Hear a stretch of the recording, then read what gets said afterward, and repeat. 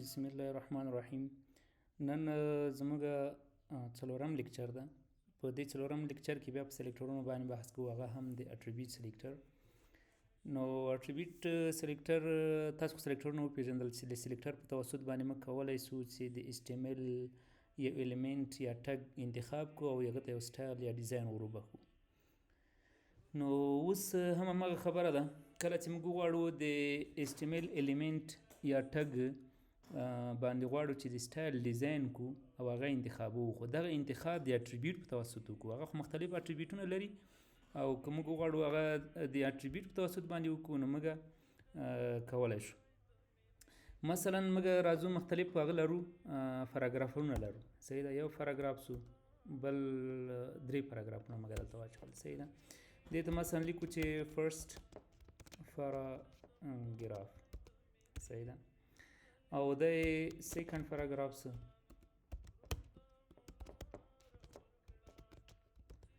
او همدغه شانې مثلا د تھرډ پاراګراف سه.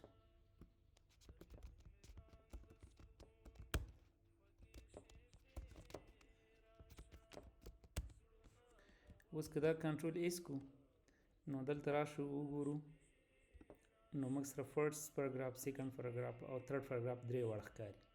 صحیح ده، که ته غواړې همغه رقم یوازې پی ولیکې بیا خو ټول پاراګرافونو باندې کېږي. که د آی ډي په توسط یې کوې د آی ډي په توسط باندې کولی شي، که د کلاس په توسط یې کوې د کلاس په توسط یې کولی شي، لکه تېر درس کې چې موږ وویلې. او که یونیورسل ټولو ته غواړې نو په ټولو باندې کولی شي. صحیح ده، نو نن درس زموږ د اټریبیوټ سلیکټر ده، په دې به ځان پوه کوو انشاءالله.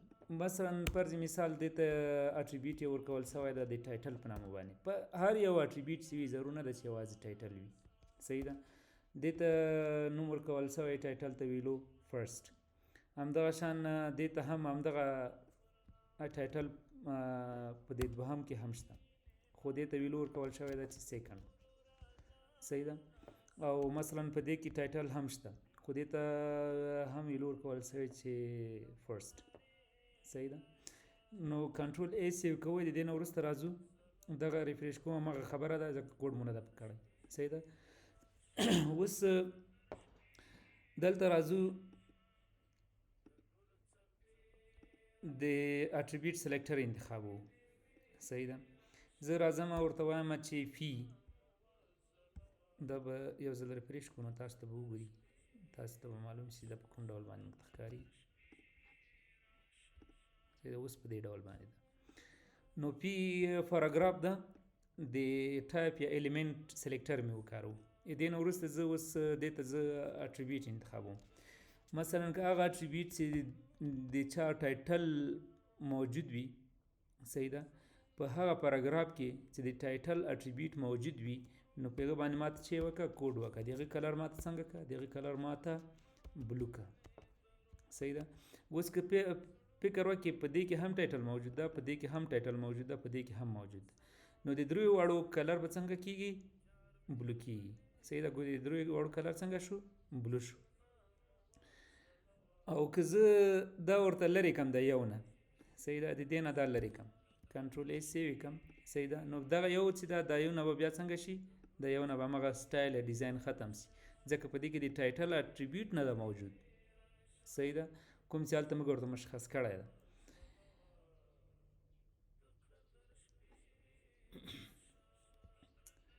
دا بیرته راځم کنټرول زیډ کوم او بیرته یې ریفریش کوم، نو څنګه کېږي، بیرته به بیا په دې باندې بیا همغه سټایل ډیزاین کېږي.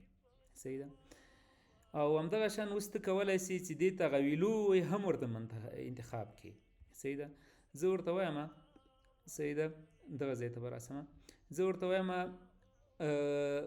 هغه پاراګرافونه چې اټریبیوټ ټایټل پکې موجود وي، یعنی ټایټل اټریبیوټ ولري خو ویلو یې مساوي وي، چې سره ویلو اوس ورته مشخص کړو چې ویلو یې مساوي وي له چې سره له فرست سره، نو هغه اټریبیوټونه، هغه پاراګرافونه چې د هغه اټریبیوټ ټایټل وي خو ویلو یې فرست وي، هغه کلر د ماته څنګه شي، بلو شي.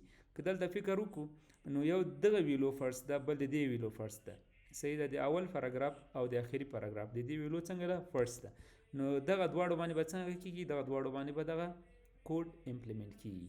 صحیح ده، په دا منځ یو باندې ونه سو په اول او آخري دریم پاراګراف باندې دا څنګه څه امپلیمنټ سو. دا شی ته نور هم سپیسیفیک کولی شي. صحیح ده. که ته ورته وایې چې مثلا هغه پاراګرافونه اوس که زه دا یوازې دا ولیکم اف آی ولیکم، صحیح ده، دا بیا کنټرول ایس کم او راسمه اوس یې ریفریش کمه، نو په دې کې دا نه امپلیمنټ کیږي. چی کیږي؟ نه امپلیمنټ کیږي. صحیح ده. خو که زه راسمه دا ډول ولیکم، صحیح ده، تقریبا علامه ورسره واچوم، بیا راسمه دغه وګورمه، نو دا سیو کمه، صحیح ده، او دا ریفریش کمه، صحیح ده، بیا هم نه کیږي. صحیح ده. خو اوس احیانا دلته راسو زه لیکم چې اف آی، صحیح ده، اف آی یوی ته اف آی لیکم، دا بل ته به فرست ولیکم. صحیح ده.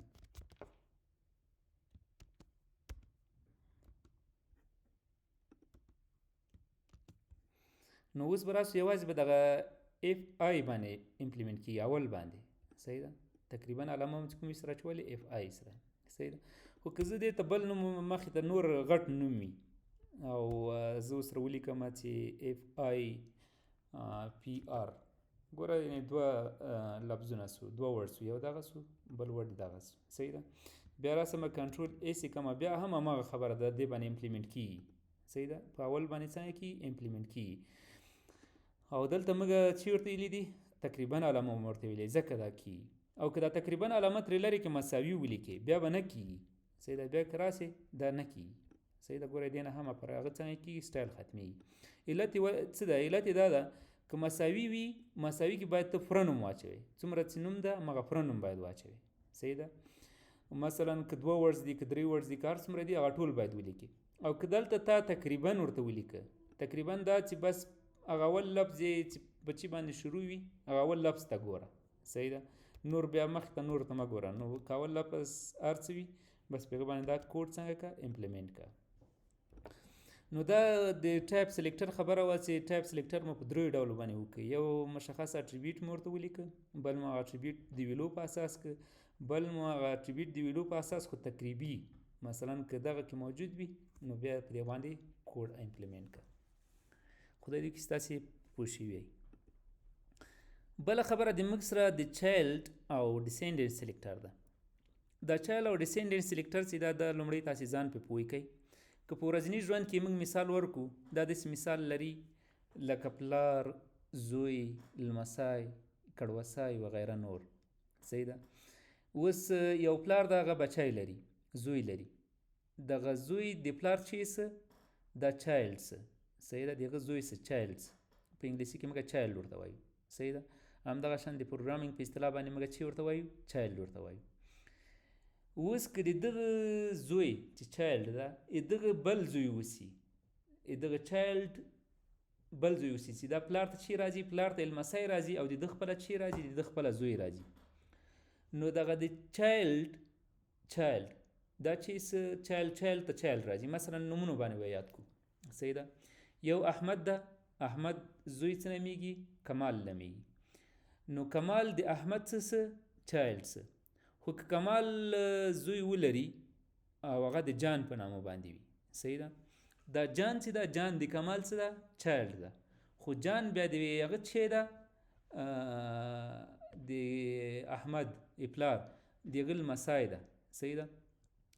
نو اوس راځو اوس د کمپیوټر په اصطلاح باندې یا د پروګرامینګ په اصطلاح باندې دا کمال چې ده چې د احمد زوی ده، دا خو چایلډ، دې ته د پروګرامینګ په اصطلاح باندې هم چایلډ ویل کېږي.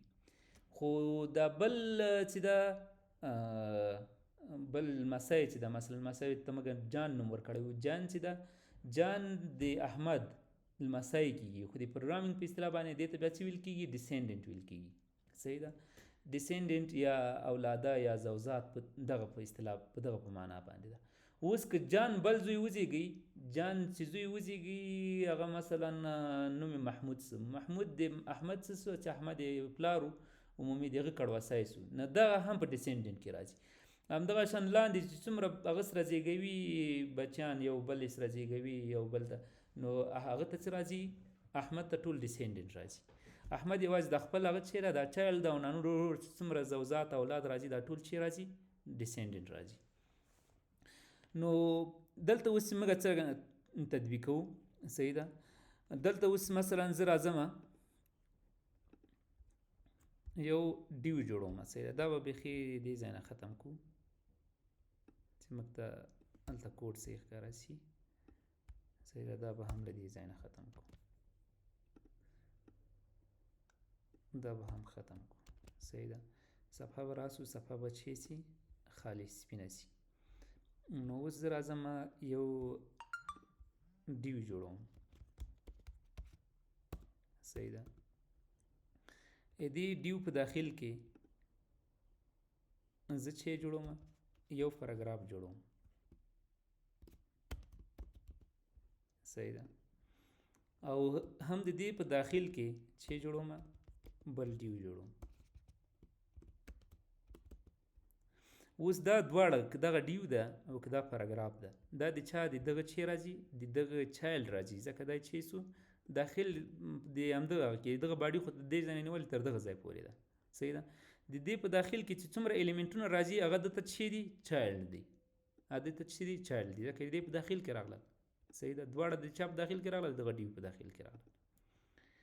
اوس احیانا که دغه ډیو په داخل کې ته بل پاراګراف جوړ کې. صحیح ده. د دې ډیو په داخل کې بل پاراګراف جوړ کې. نو دغه پاراګراف چې ده دا پاراګراف دغه ته چې راځي دغه ته لمسی راځي. نو دا چې حسابېږي ډیسینډنټ حسابېږي. او دغه پاراګراف بیا دې ته چې حسابېږي چایلډ حسابېږي ځکه دې خو په داخل کې راغله نو دا زوی څه چایلډ څه. صحیح ده. او د دغه په هغه د زوی په داخل کې راغلی مثلا د چایلډ په داخل کې ډي وي چې چایلډ څه او دغه چایلډ په داخل کې بیا پاراګراف شو نو دا دې ته چایلډ حسابېږي او دا دغه ته څه حسابېږي دې ته ډیسینډنټ حسابېږي. صحیح ده. خدای دې وکړي ستاسې په پوه شوي یئ. مثلا دلته لیکو دې ته کلاس ورکو فرست. صحیح ده. او فرست ډیو یا بس فرست. صحیح ده. او دې ته نوم ورکو چې سیکنډ. کلاس ورکو چې سیکنډ. اوس دغه پاراګراف چې ده دا پاراګراف